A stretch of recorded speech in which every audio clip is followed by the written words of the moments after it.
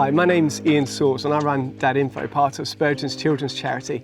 And I thought actually, whilst there's a huge amount of information out there on Dad.info, thousands of pages of insight and articles that you can pick on just to get an insight into your life as a dad, I thought I'd share some of my top tips.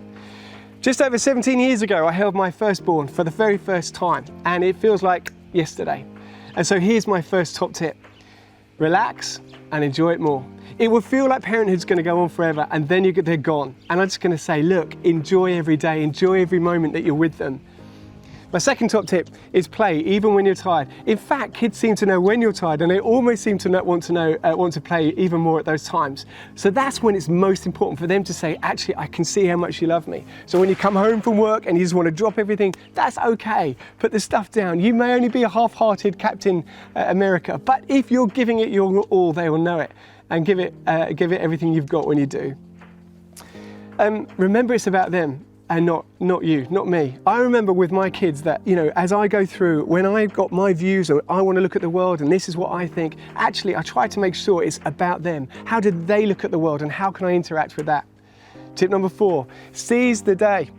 Ask them what they're thinking about. Ask them right now emotionally what's going on with them. And whenever there's an opportunity to go down the beach, to go up for a walk in the park, to kick some stones somewhere, to take the dog out, go with them and ask them this question. What do you think? The most powerful question in fatherhood, I think.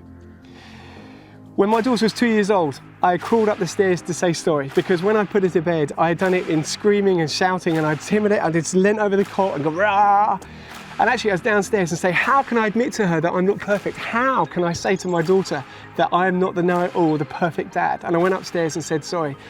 And the thing is, what a breakthrough moment that was for me, because actually it makes them feel safe. So if you get it wrong, don't try and tough it out and be brave, say sorry. And my last one, I guess. They're going to be a mirror to you. Whatever you do well, they'll do well. Whatever we do badly, they're going to do badly. We can't in any way with fatherhood, practice what we don't preach what we don't practice. We've got to live it out. And actually what I found amazing with my children is, as I've struggled with difficult times, I've come home from work and gone, today was a really tough day. Actually, then they watch me as I say, but you know what, it's going to be okay. I've got you and I love you. And then, a few weeks later, they'll come home from school and say, it's been a really tough day. But you know what, Dad? It's going to be okay. I love you and I've got you. So actually, it's good for us to just be that mirror. So they're my top tips for being a dad. It's not like a parenting course. It's just like, this is what I wish someone had told me when I was just holding that firstborn all those years ago. And I hope this has been helpful to you. Welcome to Dad.info.